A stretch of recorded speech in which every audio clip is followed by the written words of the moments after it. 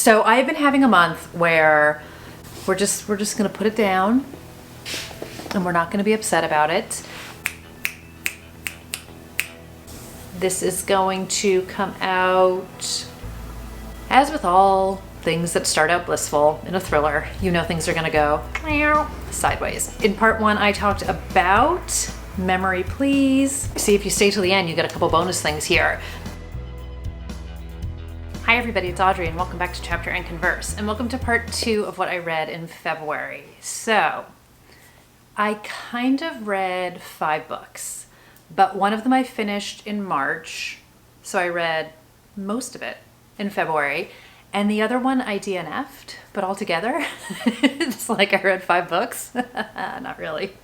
So we're gonna talk about 4 books today and the DNF, and it's a shorter month, but I still read 9 books, so I'm totally fine about it. So if you guys missed part 1 of my wrap up, I will link it for you up, down, all around. You know how it goes. But I read The Dinner Guest by Kirsten Modglin, Her Husband's Murder by Jamie Lynn Hendricks, which is called It Could Be Anyone in the US. Her Husband's Murder is the UK title.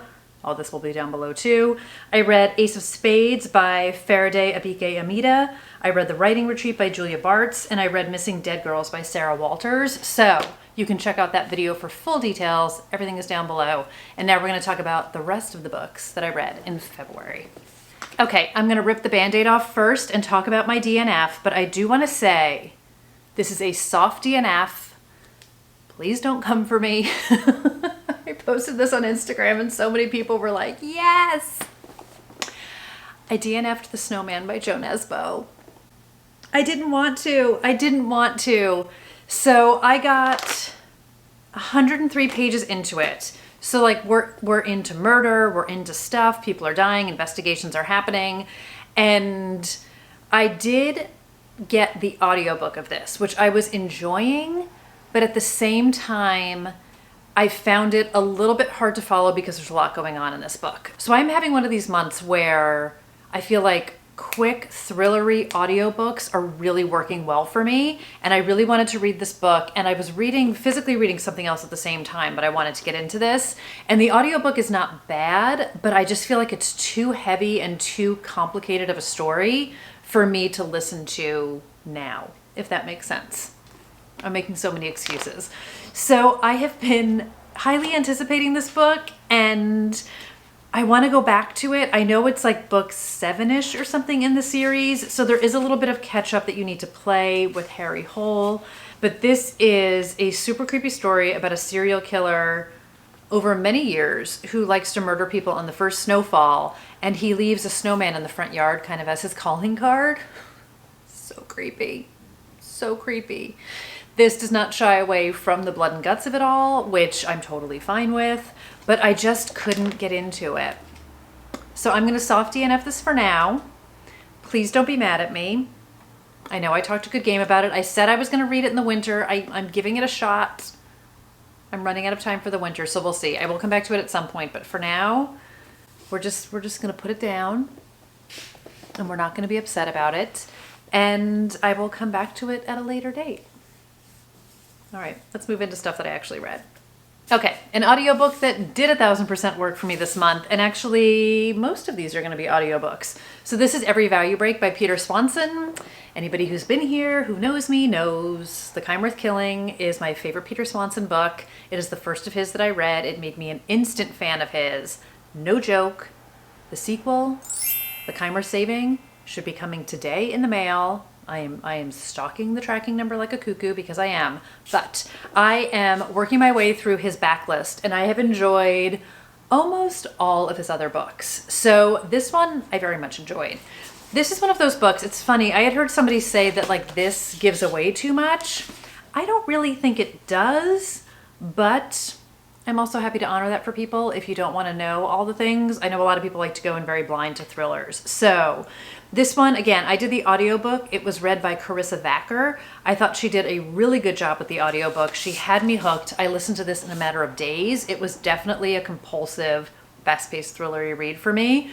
So this title, Every Value Break, is kind of a good nod to the Police song, Every Breath You Take, which like everybody thought it was a love song. It's totally about like a stalker. So it is perfect for this book. So in this book, we are following the newly married couple of Abigail and Bruce. So the book opens when they are going on their respective bachelorette party weekends, and then we follow them to the wedding, and then they go on their honeymoon on this kind of isolated resort off the coast of Maine. So Abigail is a bit younger than Bruce. She is a waitress in New York City when she meets him. He is low-key a millionaire and a little bit older and very attractive to her, not because of his money, but he is much more mature, kind of has it together versus some of her other past relationships. And they fall madly in love. So they do their respective bachelorette party weekends. As I said, we see this book through the point of view of Abigail, and she 1000% has a last hurrah one night stand on her bachelorette weekend. Full of regret the next morning. They go to a winery. She has a lot of wine. Choices are made. But she's happy to leave it all behind her and has full-on regret. She doesn't even know the guy's name. They like made up names when they met each other. And onward she goes. She's committed to Bruce. But when she gets to her honeymoon, her one-night stand shows up. So kind of complicates things. And in full Peter Swanson style, we get twists, we get turns, we get dark, we get messed up. And I really, really enjoyed this book. So I can see where there's some giveaway here of things that don't happen until later.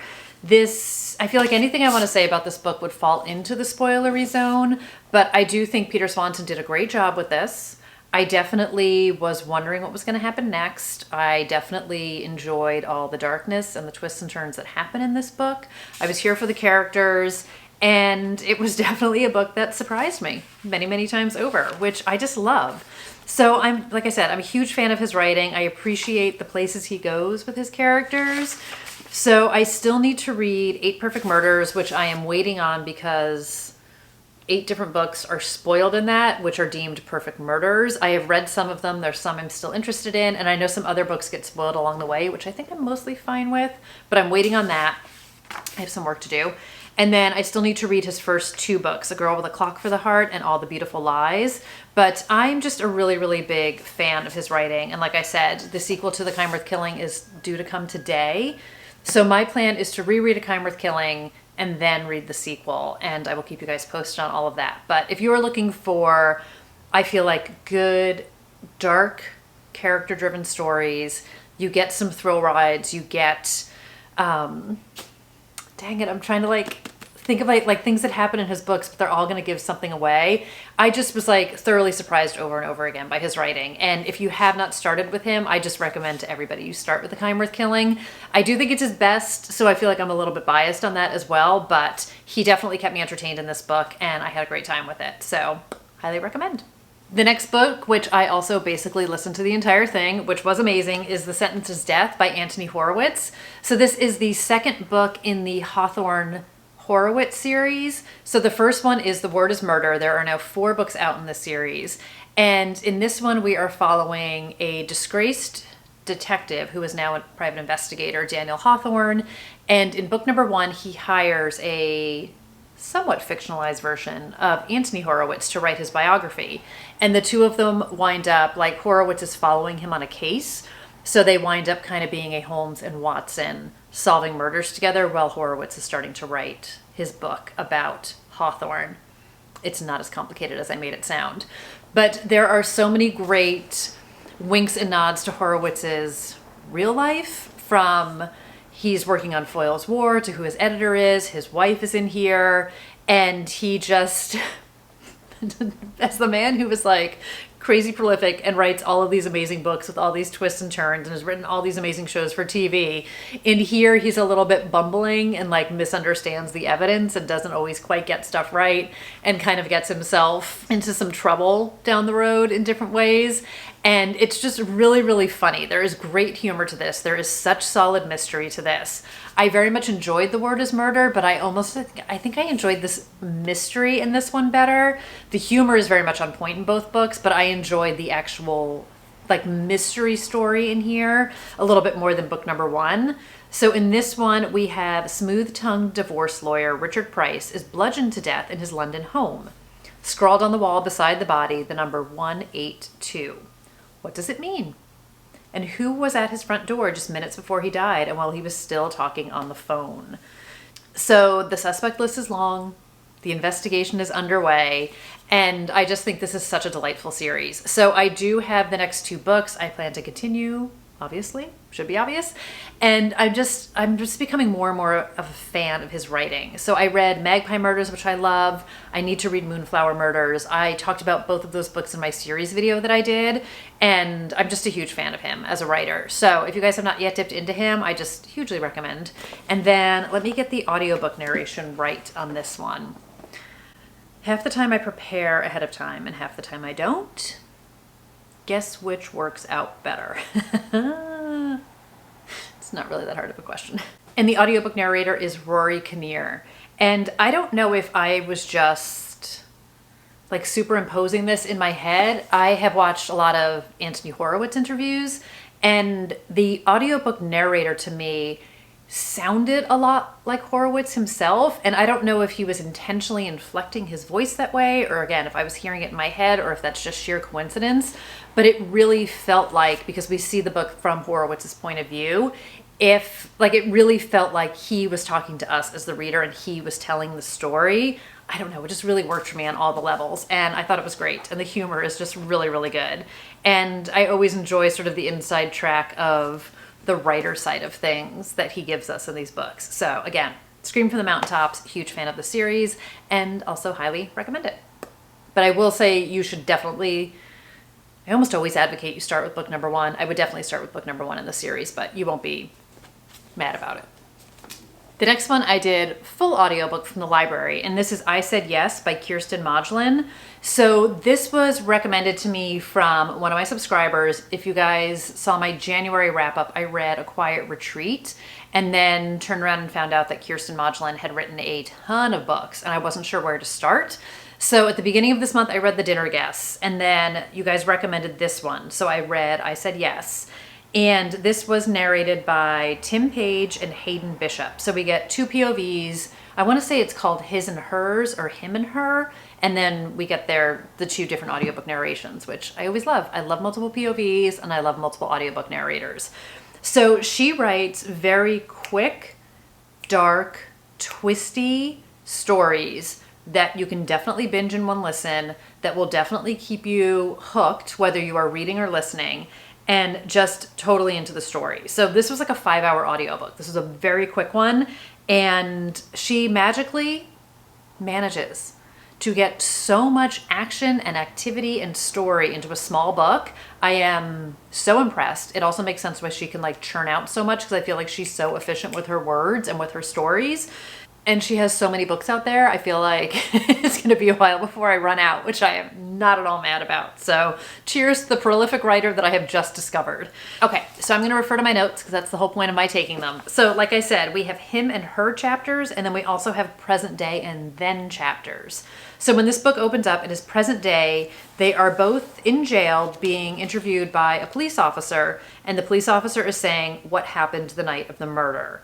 So we rewind 2 years to when Hannah and Mark first meet. So Hannah is a farmer rep. She travels all over the country. She is on a business trip in Atlanta. She's at the hotel bar and she winds up meeting Mark, who is the bartender, and he is studying for law school and bartending at night. And they basically fall in fast love and kind of have a bit of a whirlwind. Within 6 months, Hannah has relocated to Atlanta from Seattle, I want to say, if I have that correctly. Definitely moves to Atlanta. And I believe she was living in Seattle. And they settle down and they get married after a year, and they are just sort of in this blissful love fest. So they both bring their own share of baggage to the table, but they also disclose their baggage early on. I don't want to disclose it to you, let you wait for it. But despite the baggage, they're madly in love, and Hannah winds up quitting her pharma job when she moves to Atlanta. And she's just sort of enjoying life, and Mark is out lawyering up a storm. So like any good thriller, things get deliciously dark and messed up. As I said, we know from page 1 that they are being questioned about what happened the night of the murder, and we wind up finding out what happened the night of the murder. So secrets, lies, deception, just people making choices. And again, just a great bingeable, fast-paced thriller. And I just had a really good time with it. So I feel like the urban legend of like falling in love with your bartender while you're on a business trip. So I feel like this could serve as a palate cleanser if you maybe just read something really heavy, or you just read something really light and we're looking for some real quick darkness to like gobble up. But if you're looking to gobble up a book, I highly recommend this one, and probably any Kirsten Modulin book would be a good one for that, because so far I'm having a great time with her. And then the last book that I actually read the entire book all by myself, no help from an audiobook narrator, is You Must Remember This by Kat Rosenfield. So this book was very, very high on my most anticipated list. This was pitched as Knives Out plus Taylor Jenkins Reid, which I was like, okay, I'm super curious about that. And this definitely was giving me a little bit of a feeling of the Christmas murder game in some ways, where you get this family back together again who hasn't been together in a while for a reunion, and everybody's got motivations. There's obviously some greed going on here. If you guys have seen Knives Out, you will understand. And just sort of a very complicated, which makes it interesting to me, family dynamic that is going on. So we do get two timelines in this, and I'll dive into that in a minute. So here's the premise. This is set at this kind of Gothic estate on an island off the coast of Maine. And when the book opens, it's Christmas Eve, and 85-year-old Miriam Caravassos steps out onto the ice that surrounds her seaside estate. So it says, as a younger woman, Miriam used to steal out on winter nights to meet her lover. She knows the way, but not the year. Miriam, her mind clouded by dementia, doesn't hear the snap of thin ice until it's too late. And it begs the question, was it an accident?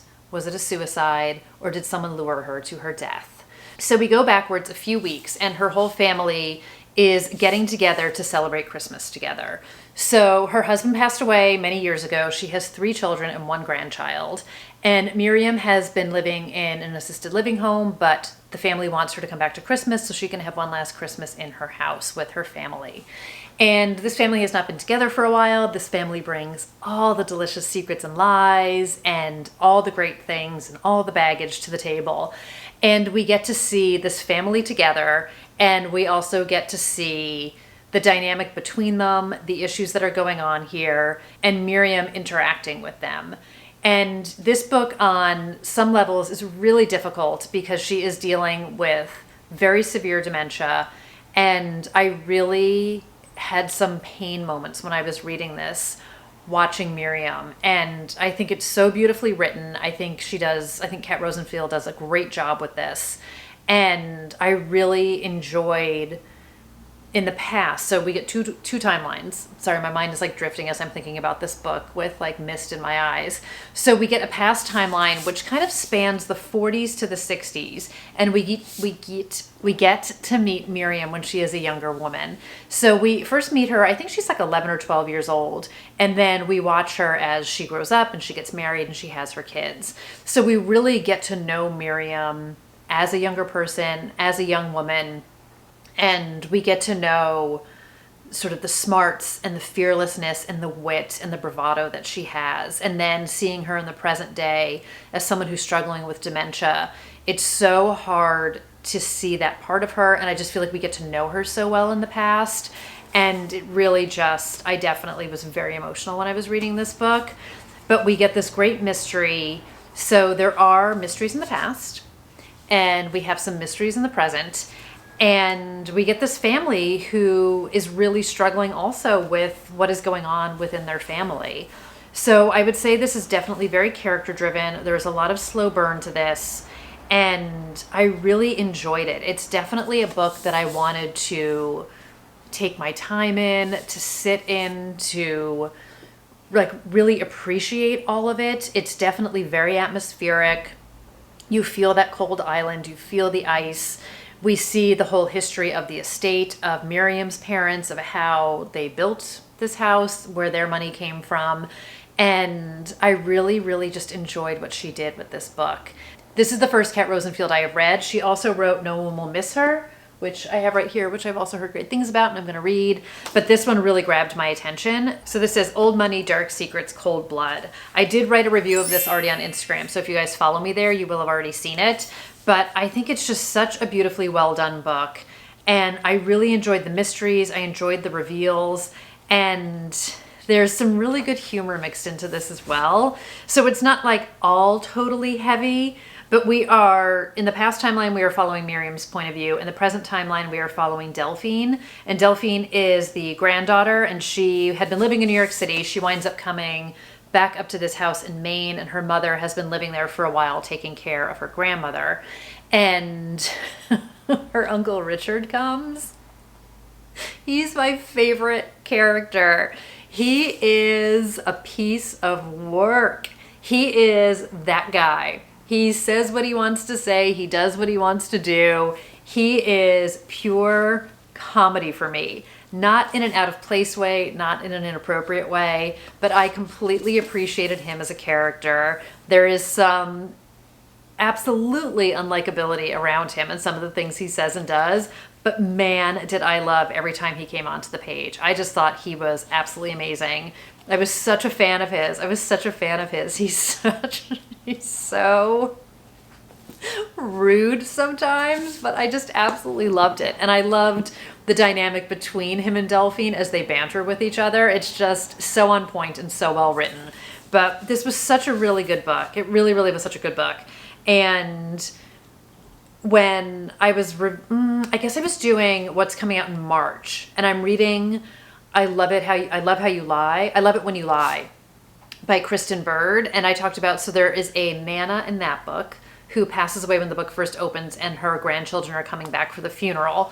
And I was like, oh, I'm reading another book right now that has a Nana that I love, which is this book. And then I also talked about how I love Daisy Darker, who has a Nana who, it's her birthday in that book, which brings the whole family back together again for a reunion. So these books were written at different times, obviously, and they couldn't be more different in the stories.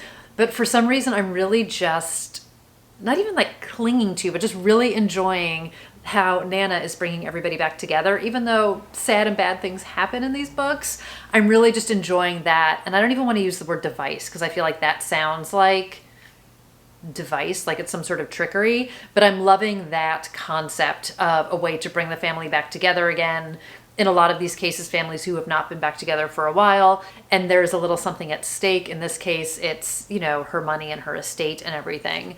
And I just really enjoyed all of these books so much. But highly recommend this one. Whether, I mean, it's perfect in wintertime, but also I think like perfect any time of year.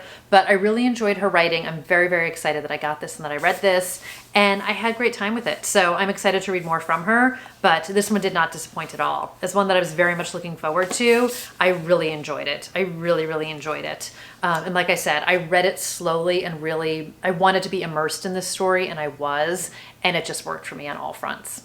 So that's going to do it for February. So I really, like I said, I had a pretty good reading month overall. Not everything was like out of the ballpark, but I really enjoyed my experiences. I'm really leaning into audiobooks right now. It's just, you know, different things work for you at different times. And there's also, I've said it before, there's so many great audiobook narrators out there, and what they can bring to a story really, really works for me. So I will be back before my March wrap up, but I will be back with my March wrap up also. So the last book that I read most of, I'm just going to tell you guys because I mentioned it before anyway, is Reckless Girls by Rachel Hawkins, which I also did mostly on audiobook, and I thought it was fantastic. So spoiler alert for the March review, I loved that book. So also, if you guys are looking for a bingeable escapist book, that one is also set on an island off of Hawaii. So if you want to get out of the freezing cold that might be happening in your part of the world and you want to escape somewhere hot, I would highly recommend that one too. But I will save my full thoughts, details, all that stuff for March. I will say, see, if you stay till the end, you get a couple bonus things here. I would not read the inside flap of Reckless Girls. That inside flap gives away way too much. Whoa, way too much. Just know it's a group of people who set off for an adventure on this isolated island off the coast of Hawaii. And it's like best vacation ever turns into worst vacation ever. That's all you need to know. And it's amazing. So you should know that too. But don't read the inside cover. It tells you too much. So other than that, I hope everyone's having a great day. I hope you guys had a great February. Let me know what your favorite book of the month was. Let me know if you DNF'd any books. Please don't come for me. I'm not done with Joe Nesbo. I'm just temporarily putting a pin in him for now. There's nothing worse than forcing a book, right, you guys? I'm not going to force it. Someday we will come back together again. If you guys saw part 1 of this, you know I had soft DNF'd Ace of Spades last year because it wasn't clicking, and I reread it this year and I thoroughly enjoyed it. So I'm not saying I'm going to wait a year for the snowman, but I just think forcing a book is never a good idea. So on that note, have a great day, everybody. Thanks for being here. Thanks for hanging out. Thanks for putting up with crazy. And I will talk to you guys in another video really soon. Bye, everybody.